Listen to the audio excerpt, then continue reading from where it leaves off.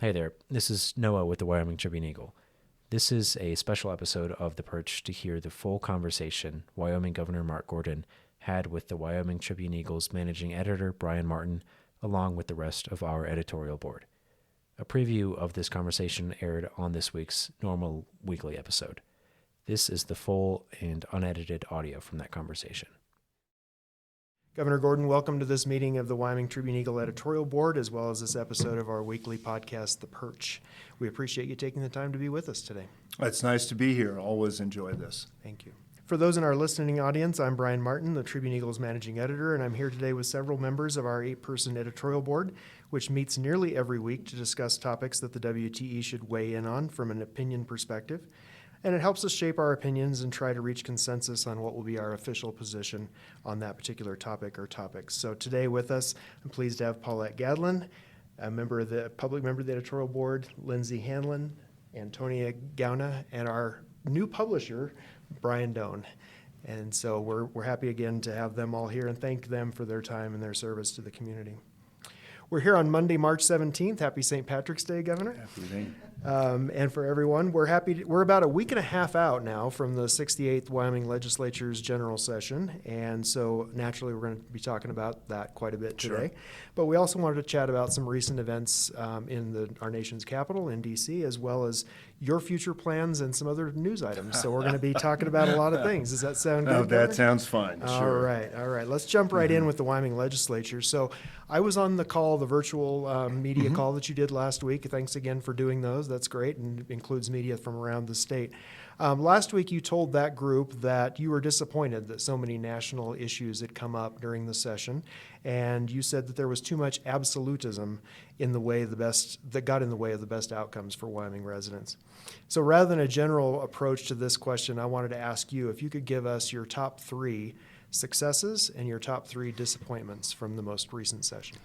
Well, let me see. I think probably one of the successes would have been the fact that we modernized some of the investment portfolio management. Seemed like a reasonable thing to do.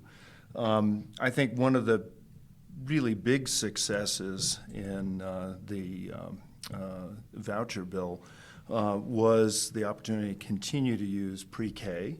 That's something that Wyoming has led the way. I think another great success in there was the accountability component that we put into it as well. From the disappointment standpoint, obviously from the top, not getting a supplemental budget. We put a lot of work into that. We really raised some significant issues for Wyoming. Wildfire recovery, that was essential. I think kind of got off, as I mentioned last week, kind of got off on the wrong foot. People were thinking it was private inurement that was being talked about, when it really was the same sort of thing we do with grasshopper infestations and other things. That not getting to the finish line was a bit disappointing. I think one of the issues that Wyoming has really got to contend with is OBGYN care. We care a lot about having babies, but we don't necessarily support the structures that make that important. So, you have Evanston that lost its OB care. Riverton's had trouble hiring it. There's some success in Douglas, but it's just generally a struggle around the state. I think one of the other issues I think was just the inability for the legislature to work together for the common good. It was very much our side versus their side, or this issue over that issue, instead of focusing on the things that were important for Wyoming. I know that's not 5 on each. Yeah, that's fine. We could keep going. Yeah, that's good. I tried to limit it to 3. One thing I would say, and I missed it in our conversation last week, and it's obviously something that is essential, I think, to Wyoming's future, and that is that we should do a better job with mental health. We still see tremendous loss of life from people taking their lives by suicide. we lost a fireman here. We lost another one over in Sublet. We've had the terrible thing up in Byron, and it just is something that we need to address. We've been doing things on the outside, and we've been really trying to work, but it needs to be a commitment by the state. Mm-hmm. And specifically, maybe about that, what were you disappointed the legislature didn't do that would have addressed that? Because you've had the mental health task force going for quite some time, right. But was there something you hoped for out of the session besides the supplemental budget? Yeah, I think the supplemental budget would have been it. We've got a number of efforts that are up and running in various places. I've made a big point about this isn't the state fixing the problem. This is the state supporting this effort. So if you look back at previous legislature, there was an effort to kind of help with community health, mental health care. We've obviously got Title 25 problems throughout the state. It's tough for sheriffs to be able to deal with people that are having some struggles, and so just the fact that wasn't dealt with, I think, is problematic. Mm-hmm. I worry, along those lines, Brian, 4 bills, I think, were brought in this year to talk about gaming, and none of those bills got heard. There was a lot of work that was done in the interim by the last legislature that was kind of overlooked by this legislature as it came in. One of those issues that just comes to mind now that's important to Cheyenne is affordable housing, and I know it's affordable to a lot of, or it's important to a lot of communities across the state. Our mayor has told us several times that he's really disappointed that some of those bills failed, and some of them got right to the very edge and then failed. Yeah. What are your feelings about that, and what needs to be done about affordable housing in the state? Well, it's essential. It's essential that we address it. I think the interim bills had looked at a lot of efforts to try to make that happen a little bit better throughout the state. I know Mayor Collins has been very energetic on the issue. He and I have corresponded. If you look at our economy and its ability to thrive, it's going to depend on being able to have workforce that comes, be able to have housing that's there available. We've lost businesses before because people say, well, we don't have the workforce in Wyoming, and so we'll move to Colorado. Or some other adjacent state. As I've mentioned before, one of my biggest frustrations is Montana's average age is dropping. A lot of people moving to Montana. Wyoming's just getting older, and it seems like we're sort of pulling the drawbridge up behind us as we move here. We don't want anybody else to come. That makes it very hard for an economy to sustain itself over time. It's been frustrating to me to hear, how much resistance there has been. We tried to. People talk a lot about affordable housing. I think, unfortunately, some people hear that means we're going to have vagrants and miscreants that are going to be showing up here, and it's really just young families. And that's really the key to me: is how do we keep? I think Wyoming. I raised my kids here; they've all done well. This is a great place to raise your family. That's one of the greatest things that Wyoming has going for it. If we can't provide housing that they can afford, that will be a problem going forward. For sure. Thank you. So one of the things this editorial board said before the session began was that lawmakers should wait and see whether property tax relief that was passed last year was enough to help those Wyomingites who most needed it. Mm-hmm. Instead, they passed an across-the-board 25% cut on residential property valued up to $1 million. You signed that bill, Senate File 69. Why did you do that, and what do you say to the local fire districts, other special districts, and towns that don't have reserves to dip into, that are going to lose that revenue? Well, thank you for that, Brian. As you know, we passed 4 bills last year that had to do with property tax. One was a full-on rebate up to 145%. Actually, it was higher than that, but we were only able to fund it to 145%. And we asked for the extension of that this year. We also doubled the exemption that veterans get. We also put a cap on how much it could increase. Some counties have seen remarkable increases. Teton, Most notably, Lincoln County both had very double-digit, 20+% increases year over year. So pretty substantial hit. One could sort of feel their pain. And so putting a cap on that, I think, was helpful. That may run into some constitutional problems down the road, but at least put a little bit of a governor, if you will, on how much taxes could rise year over year. And we wanted to see how all of those would come into play. To your point, I thank you for pointing that out in your editorial, because they do take effect this year, and I think they will have a significant impact on local taxes. Last year, you'll remember, I did veto a very similar bill to the one that came this year, but the main thing there is there was this notion of a backfill, that we would take money from our mineral companies and we would fill in behind that.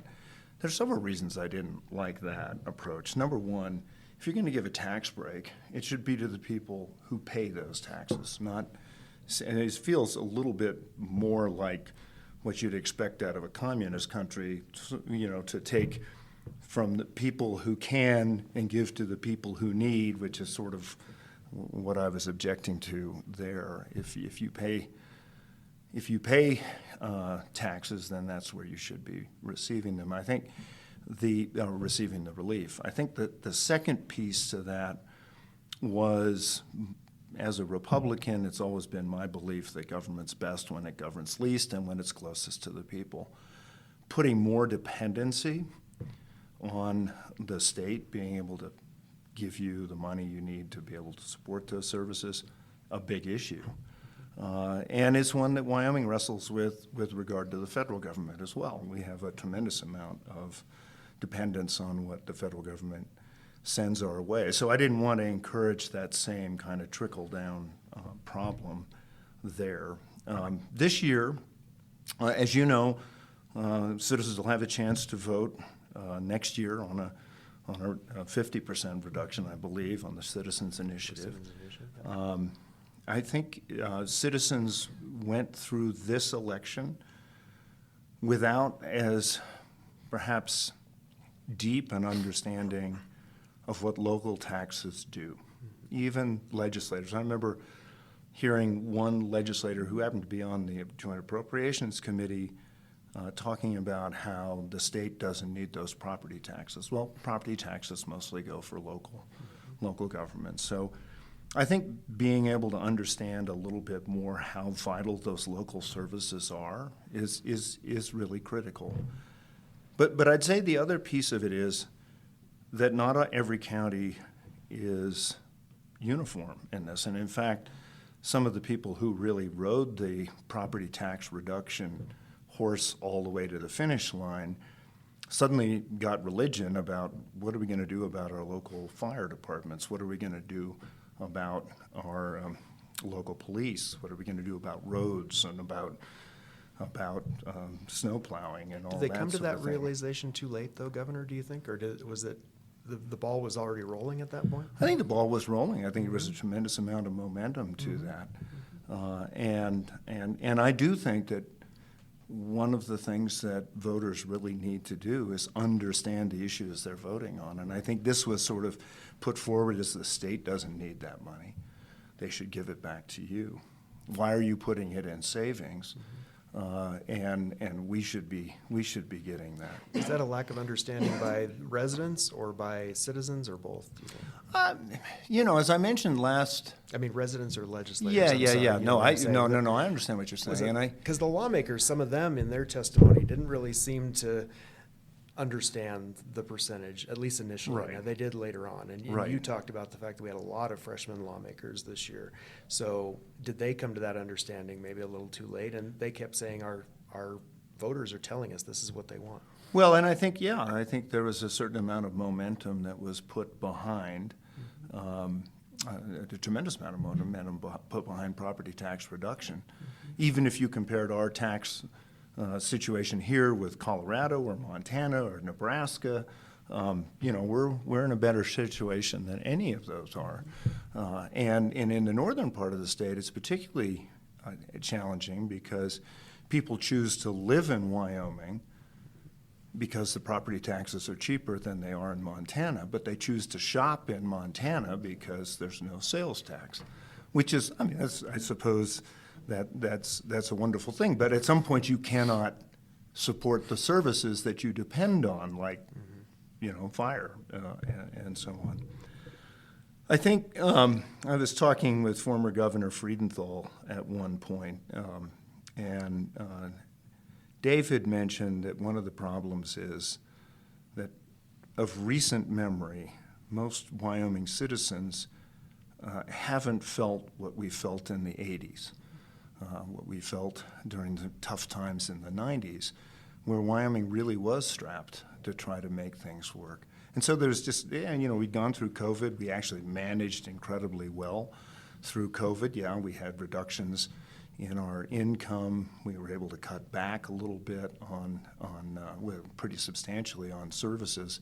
But they weren't things that people felt to the depth that I think when the state balanced its books on the inheritance of a Walmart heir, for example, how close we came. Right.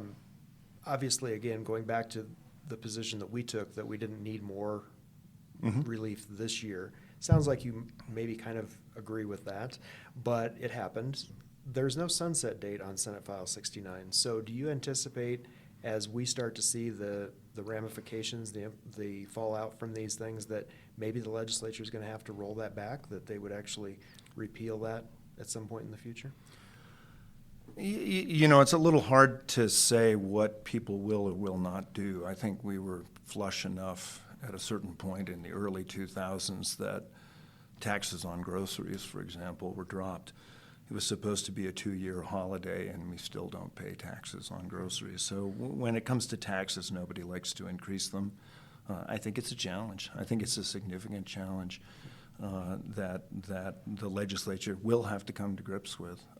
And if I were to sort of characterize one of the things that I think was an unfortunate part of the personality of this legislature, it was a disregard for local entities, and I think, and you've heard me say this several times before, Brian, the mineral royalty grants, the MRG funds that have been used by the State Loan and Investment Board to sort of help local communities be able to take on those extraordinary expenses that otherwise they would have to pass some bond for or something else to sort of help them navigate through without raising taxes.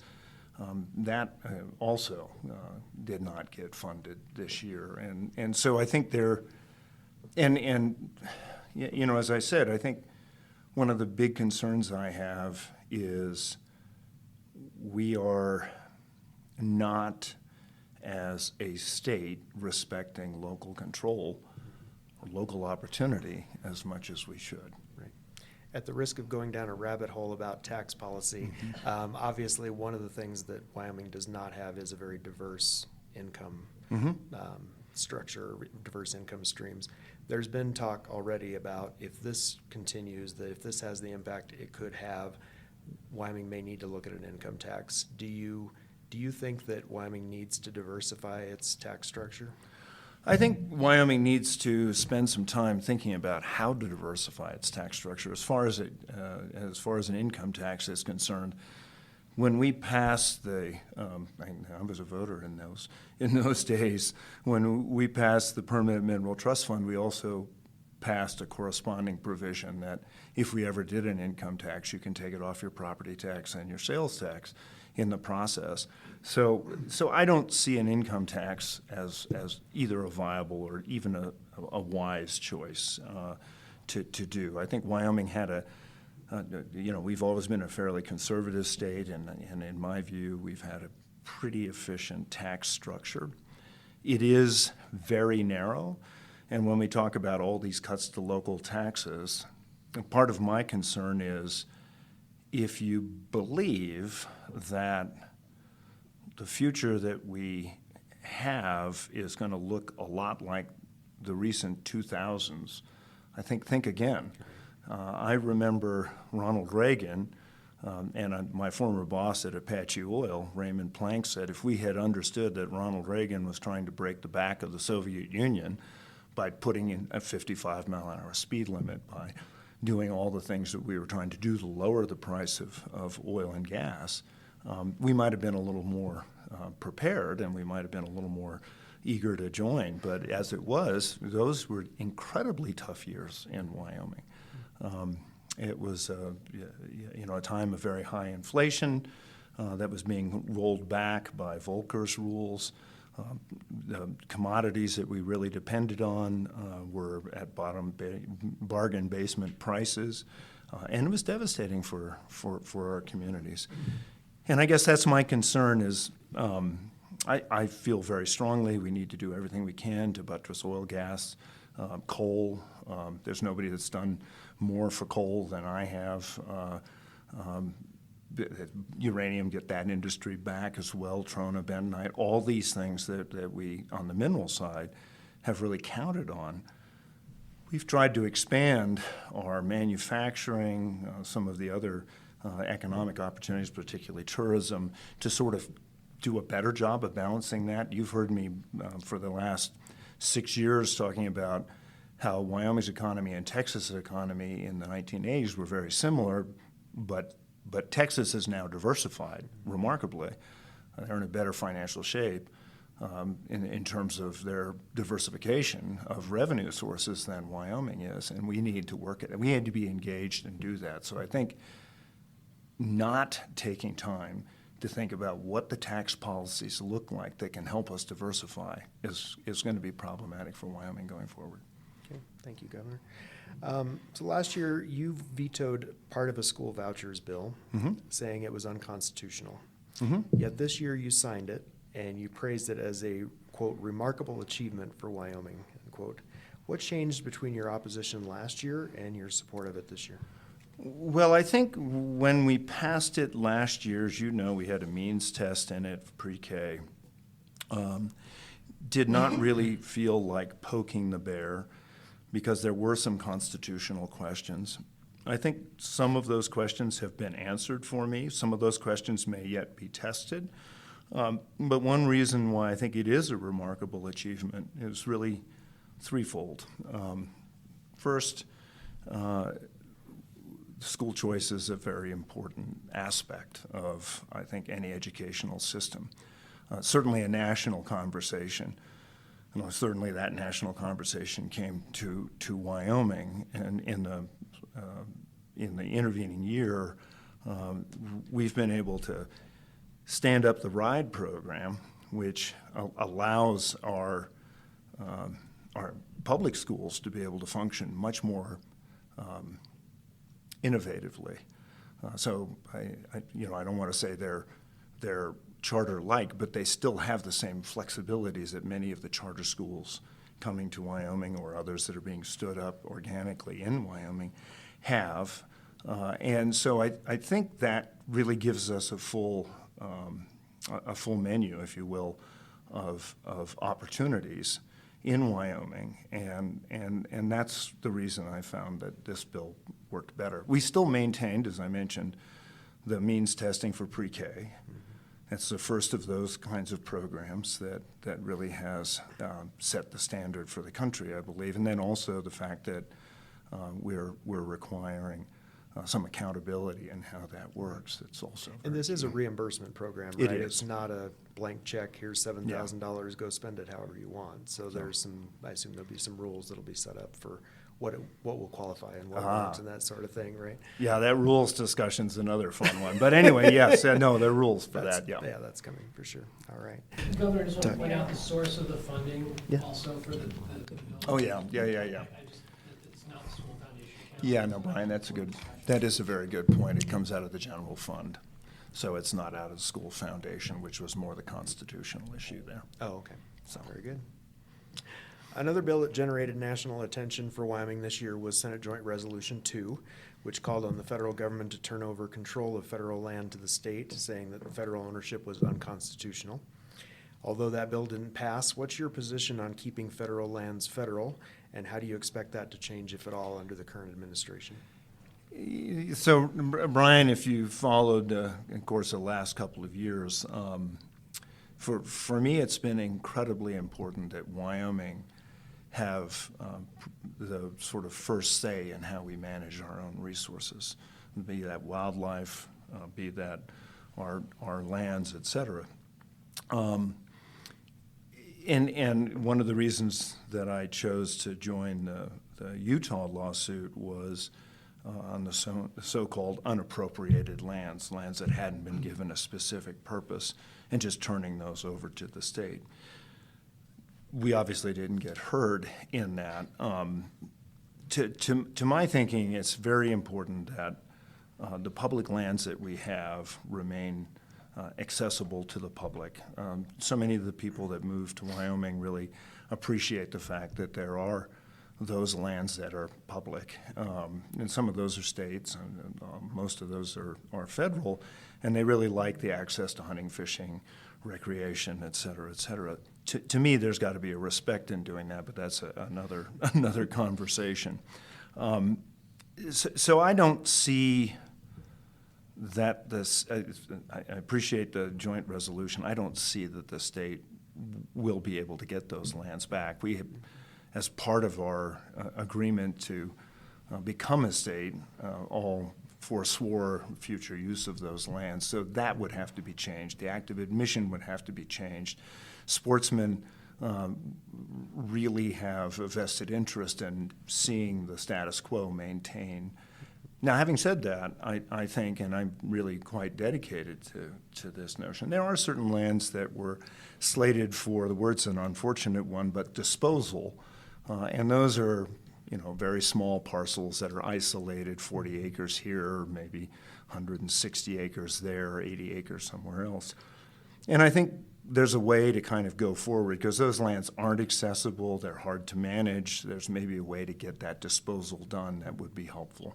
That's one side of it. And in some ways, that would help us preserve our ability to develop our minerals as Wyoming would like to see. One of the biggest problems out of the last 4 years has been the inability to really be able to execute on some of the permits that have been done for oil and gas and others. I think the other piece that I'm very focused on is the checkerboard down the Southwest. It's been probably a theme for me. How do we get better organization in this checkerboard space? One reason I looked at the Oxy land for Wyoming to be able to purchase it was so that we could start to be able to block that up into more manageable units. And we'll continue to work on that.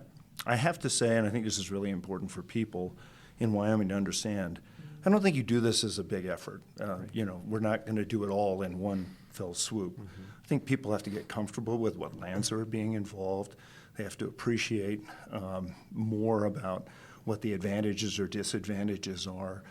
And I think that's incumbent on the state to be able to explain that in better ways and do it in bite-sized pieces so that it all makes sense as we move forward. It seems like another one of those issues that maybe Wyoming residents don't really understand how much it would take for the state to take ownership of all that land and to maintain it, and how much BLM does and the Forest Service and those sort of things. You can't just, as you said, in one fell swoop, turn it all over to the state and say, here you go, Wyoming, good luck. Take care. Well, there are those things. So a couple of things that are associated with it. Well, obviously fire last year, mostly private lands.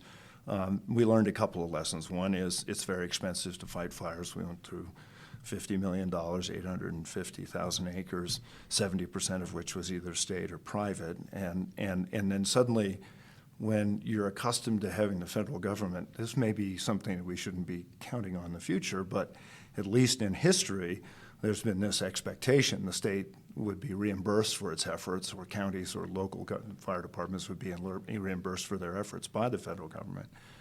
Turns out that's not the case with private lands.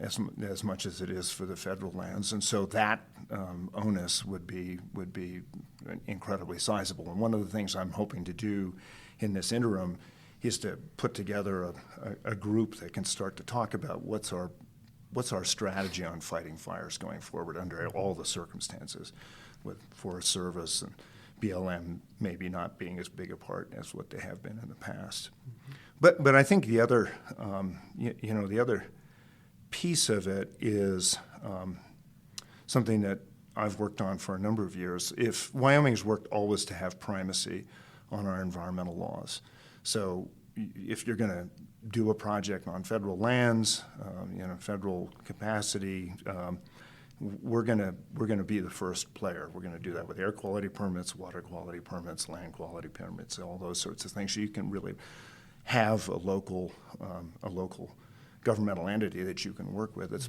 perhaps kinder, a little bit more efficient than the federal government. To do that, you have to meet or exceed those federal requirements.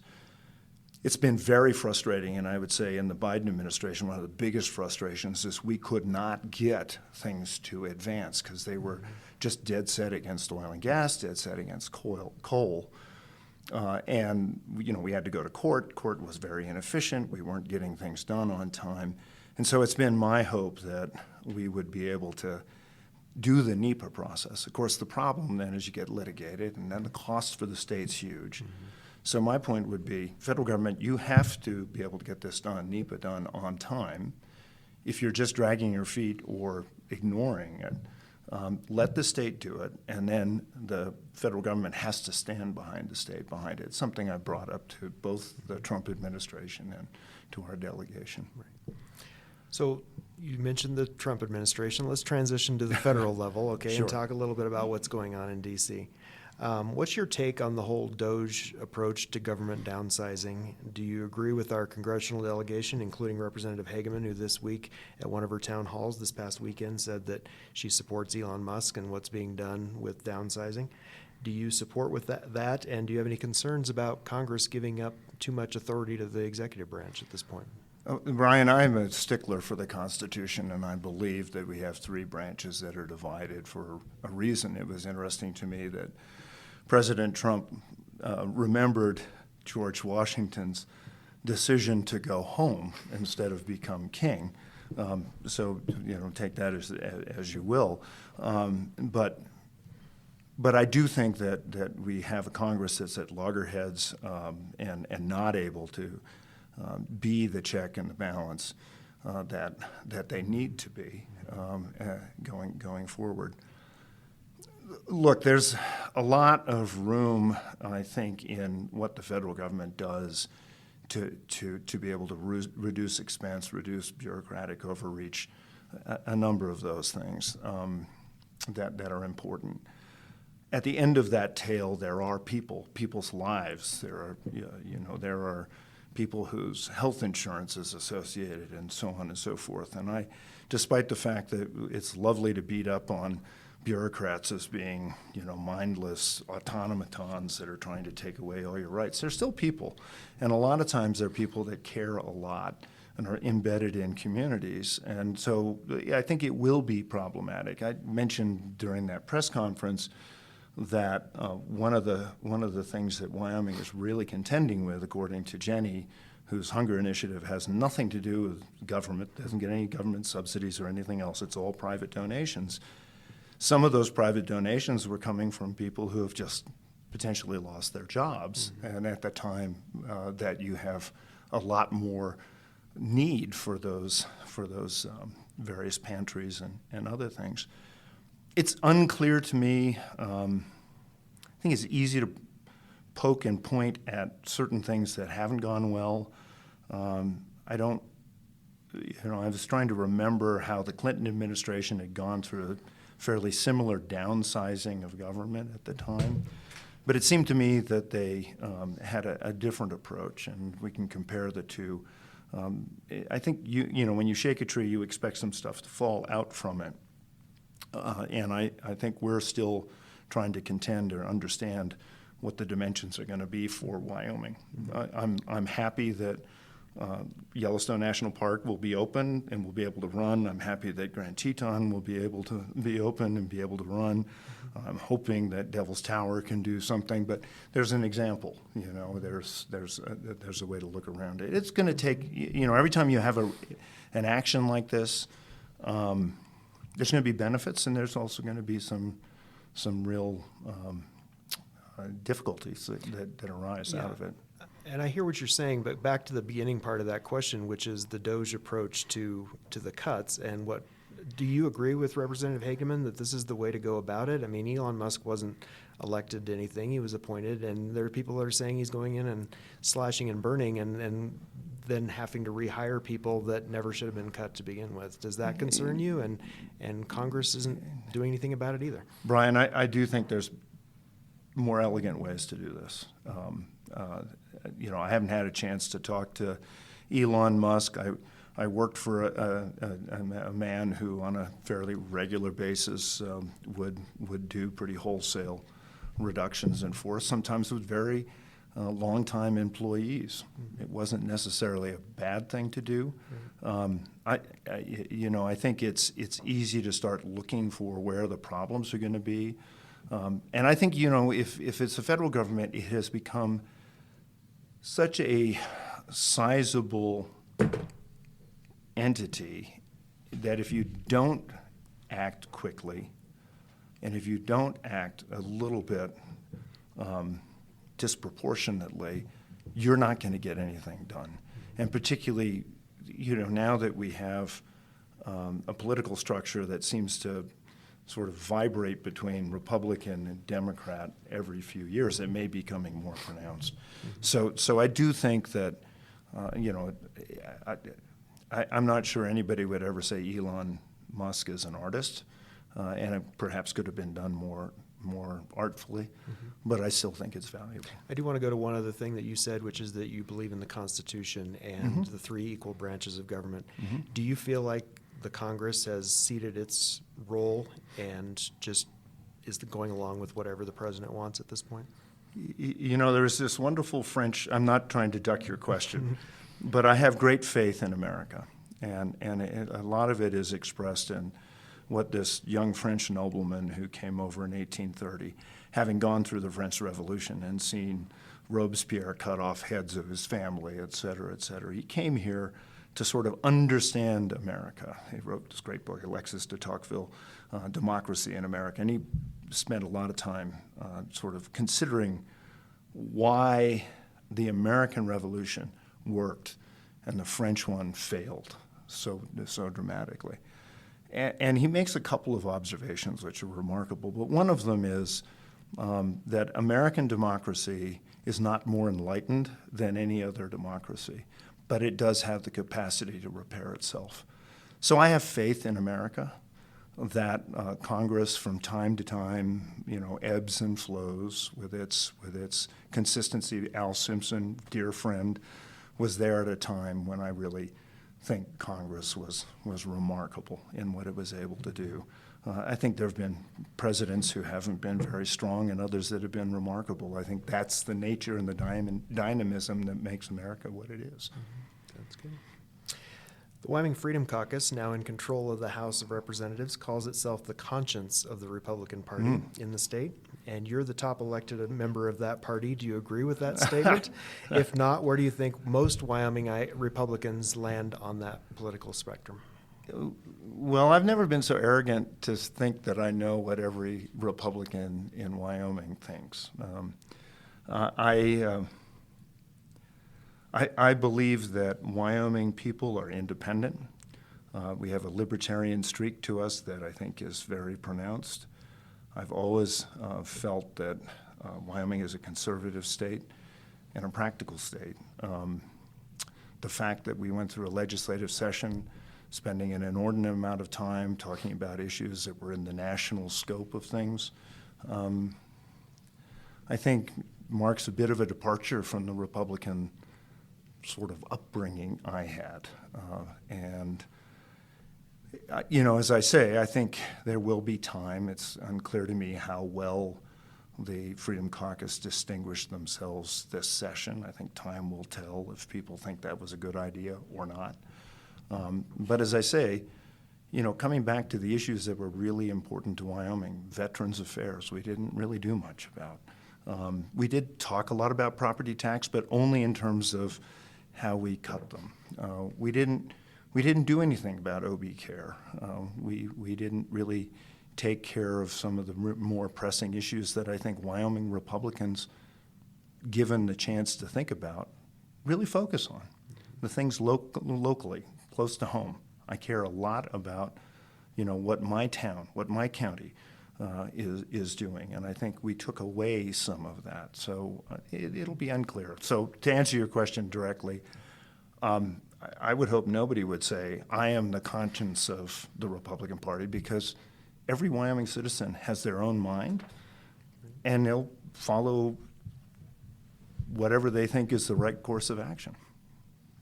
So as you know, toward the end of this year's legislative session, Laramie County District Judge Peter Froelicher issued a very voluminous decision in a lawsuit, 186 pages in that lawsuit that was filed by the Wyoming Education Association. 8 K-12 school districts in the state joined that lawsuit as plaintiffs. Laramie County School District 1 here in Cheyenne was one of them. And the decision said the state had not been funding school districts sufficiently. And we've talked about that in this group. Part of that, we feel, it goes back to the legislature not passing the external cost adjustments through the years. There are some capital construction projects that have not gotten done, and it seems like the decision was both about operating costs and construction costs. Do you think, based on what you read in that decision, and I know they did fund the full ECA this year, but is there a need for the legislature to come back into session this year to address that, or is it something they should be discussing during the interim and be prepared, even though we're going into a budget session next year, to address that in a bigger way? Well, look, I think some of the leadership of the Freedom Caucus said, would you consider doing a special session for that very purpose? And they, to be fair, said, if you see progress being made on this topic.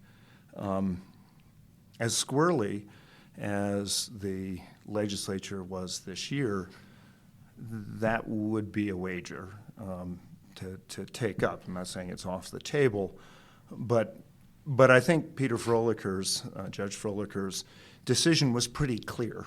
Now one could argue whether we talked about checks and balances, whether that third branch back in the Campbell, back in the Washakie cases, maybe overstepped its bounds a little bit, and I think that's perhaps a cause for some conversation down the road. But I do think the legislature's got to come to grips with that. I have recommended the full ECA every year that I've had the opportunity to do it.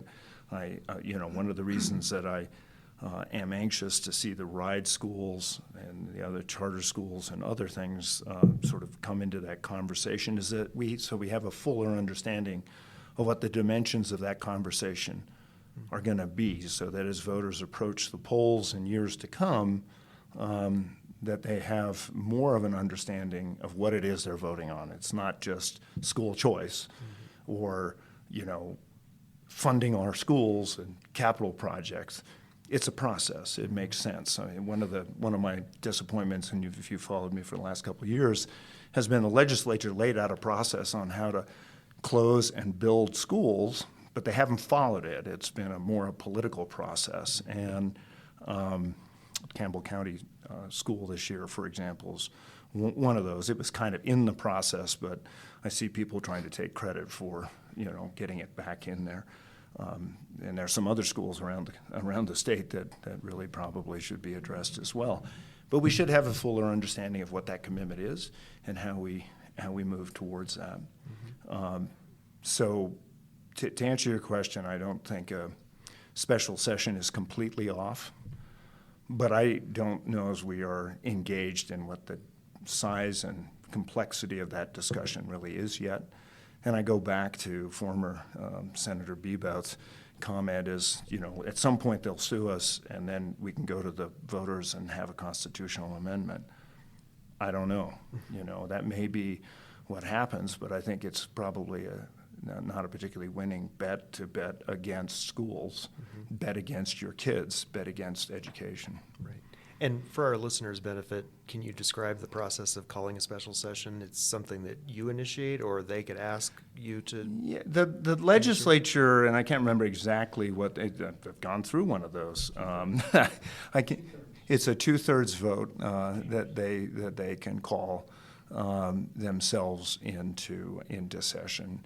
But that seems pretty unlikely at this point, It does right? seem I don't pretty think they're gonna do unlikely. that. The governor can call the legislature into session for a reason. So when the CARES Act initially came about, I could call the legislature in to allow us to be able to use that funding to support local communities and so on. So that's the way that works. Now, if you call them in for a specific purpose, presumably they're going to take that up. But it doesn't necessarily mean that that's the only thing they'll take up. Once they're in session, they can do a lot of what they want. Yeah. Well, in full transparency, I have to give Lindsay credit for the next question because she says, I think I've asked this before, but I think it would be useful for our listeners to hear your answer again. Some of our readers have asked why you let some bills become law without your signature, but yet you release a critique of the bill at the exact same time. So if you disagree strongly with a bill, why not just veto it, even if you suspect your veto would be overridden? Yeah, well, and as I've said before, those three options you have. One is to veto the bill, which I always have to put an explanation in. One is to sign the bill, which I try to do if it seems to make sense. Three is to not sign the bill and let it go into law after the time expires. And it seems maybe other governors have just done that. But it always felt to me like there should be a reason why you do that. And I've taken the opportunity in those bills to sort of say, here's where I think this bill could have been fixed. This is where I think things could have gone better. And I'll continue to do that. My judgment's not complete, but I do try to walk through, is it constitutional? Is it going to take away local control? Is it better for Wyoming? Those kinds of considerations. I'm going to open it up to other members of the board to ask questions. I think, Paulette, you had something you wanted to ask about education? Yes, what do you see the outcome of the education with the changes that in the federal government and what they're going to take away from our school districts? You're talking about the dissolution potentially of the Department of Education, or at least the downsizing substantially. It's a little bit unclear exactly what the dimensions of that are going to look like yet, but certainly one of the things that's been talked about is block grants coming to the state. Our Department of Ed is going to have to sort of figure out how to deal with that. And I think regardless, there's an effort to reduce federal funding, and I think that will be very tough for Wyoming. So one of the things that's good about this particular situation is the fact that because of Judge Frolicker's decision, with whatever is going to come from the federal government and understanding how much of our schools are funded by that,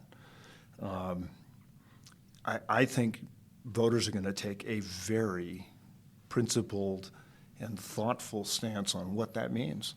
Because when I was going to school,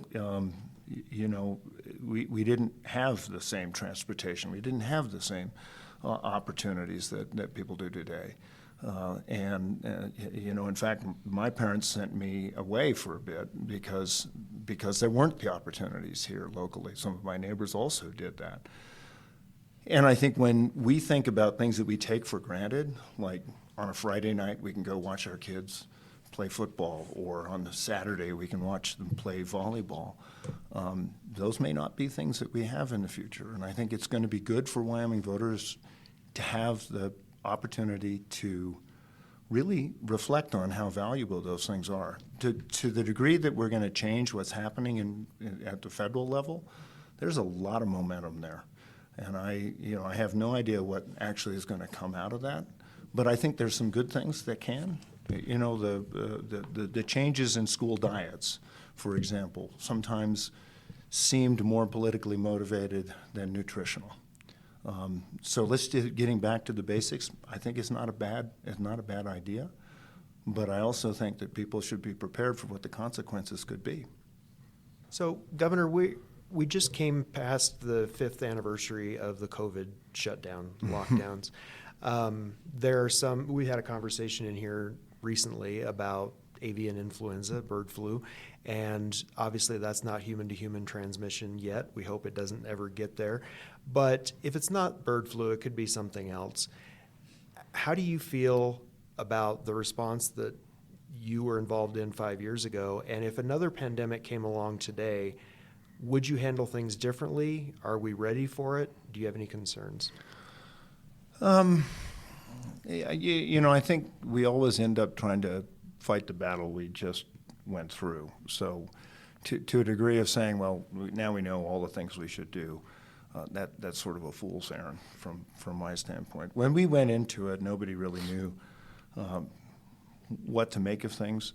One of the big challenges, I think, in any national effort is that Wyoming is an outlier.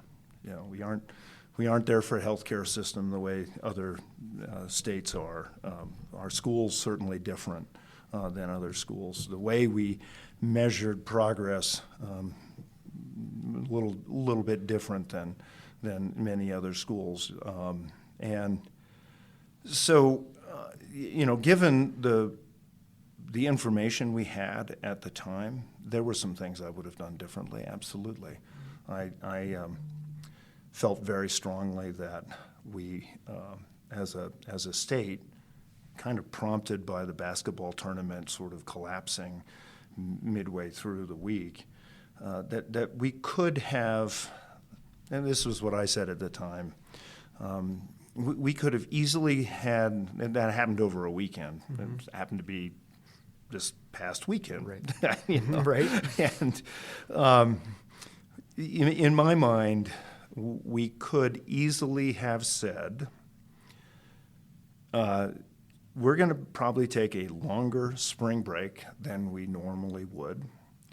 We want teachers to be in the classroom for at least one day, and we'll talk about what the lesson plans are going to be or what we're going to do so that a Tuesday or a Wednesday we can have an orderly shutdown. People can go off on vacation. Things won't be normal, but they can be measured. Is what I was really hoping for. That all collapsed, and Monday morning half the schools weren't coming in. Places like Bill, Wyoming, or Kemmerer, where there wasn't much of a chance of the infection showing up too promptly, were kind of puzzled by why do we have to do this? Well, we had testing requirements and other things. There were a lot of factors that sort of fell into that. I tried to get most schools to figure out how they could do maybe the week of graduation, maybe the week of prom, figure out ways that they could kind of address that. And I think there were a lot of factors that sort of applied to fear and other things. But some schools did, and they had fairly good success. I remember Superintendent Balo and I meeting in the summer and really insisting on getting back into school, which we did more rapidly than I think virtually any other school system in the country. So if I were going to look at things we could have done better, that was certainly key in my mind, not the wholesale retreat and sort of panic that we had around schools, but a way to sort of step into it a little more cautiously. Ultimately, I think, we all did pretty well. I know people are very mad about masks, but the fact that we had kids on the ranch would come home and forget to take their mask off. They didn't mind. They didn't care. And if we had a kid get sick in a class, that kiddo would go home and the rest of the class could continue. So there were things that we were doing that made a lot of sense here in Wyoming. As the conversation ramped up, there were a lot more sort of pressures brought to bear. Some of those were politically motivated. Some of those were people's, cares and concerns properly being expressed on both sides, on all sides of what to do. I think, to your question about are we prepared, would we do better next time, I think hopefully we have better supplies, we have better, personal protection. We have some of the protocols in place to be able to respond more quickly. I think we should watch out for that because, we had 9/11 and then we didn't do anything until COVID, and so a lot of the supplies were, rotten or broken. Expired. So I think we can do a better job of maintaining that. And it, in the end, so much of it was what felt right here in Wyoming. When I got the call from Mark Meadows, who was chief of staff for President Trump at the time, saying you've got to issue a stay-at-home order, Christy Nome, Asa Hutchins, Ricketts, I think there were 5 of us that said we're not doing it. And I think that was the right decision because ultimately, it proved to be a better decision. So. One of the most controversial was shutting down the rodeos in the state, including Cheyenne Frontier Days. Would you do that again if the situation were the same? So producing a rodeo these days is an incredibly expensive enterprise. And pieces of that really require ticket sales. And if your star isn't going to come, you lose all that revenue. And I think for the rodeos, the big sort of marquee rodeos that were there, if there was a thing I would say I felt really good about, it is in true Wyoming fashion, the organizers of those rodeos came together and we said, this is existential for us. If we lose too much money, we'll never be able to put this rodeo on again. And so we need to come together as an entity. And I said, you know what? I grew up in this state. I'm going to do my part. I'm going to step forward and I'll do this. They all stood behind me. You remember that press conference. And it was the hardest thing, still is hard to think about, hardest thing I've ever done in many ways. And yet that same group said, we want to make sure that we have a state fair and every one of our county rodeos, county fairs, has an opportunity to come off. We did that.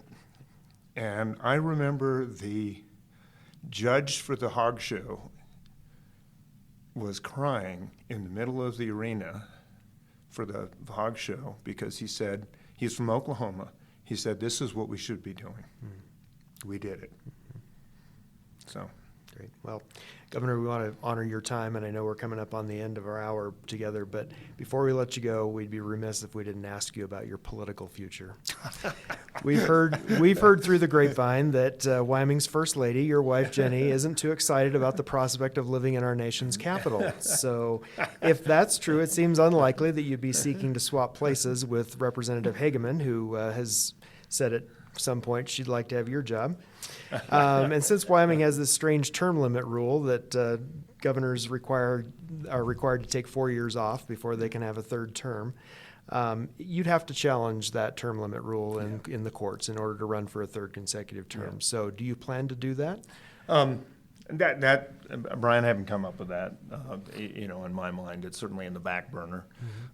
Jenny's not, we love our ranch. We love our kids, and political life is sometimes tough on both of those things. I love this state tremendously. I ran against Cynthia Lummis back in the day when we were both running for Congress because I thought I could make a difference, and I think Cynthia did a phenomenal job there. She beat me. I've never looked back at that. And as I see Congress now, it worries me. I had this notion somehow back in 2008 that somebody who actually was interested in finding solutions, who was really motivated to try to do the best thing that they knew how, listen to the people, find out from the constituents work across the aisle, all those things could make a difference. That doesn't seem as possible today. So from the point of view of the House, no, not particularly interested. John Barrasso is a very good friend, as is Cynthia. Cynthia chooses to run for Senate. Sounds like she is. She has my full support. I think they've done a phenomenal job. And I got to tell you, I think one of the biggest problems we have in this country right now is too many people are thinking of politics as a career instead of a service. And one reason why I still have the ranch and we still are dedicated to it and still work on it is because I think once you've done your service, I don't know if this is like George Washington, but you go back and do the things that you like to do. Mm-hmm. So whether that's going to happen, I don't know. Okay. You've still got a little time left in the office. I so do. We'll see. See how that goes. Well, and really, quite frankly, Brian, from that standpoint, there's so much we need to do. And already there are, probably 3 people on the state loan and investment board trying to run for governor. You've got Harriet releasing a poll early. You've got Brent Bien talking about it, and yet, we have the things we've talked about here: significant issues, healthcare, mental health.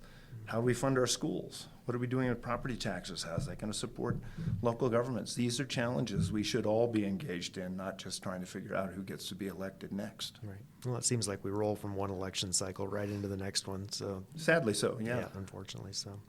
Well, Governor Gordon, again, we sincerely appreciate you taking the time to be with us today. Thank you for giving us part of your busy schedule and coming over and visiting. We wish you continued success and hope that you'll not be a stranger and come back and visit us again. Well, thanks, Brian. Thank you all. That's been great. So, Thanks for being yeah, here. thanks.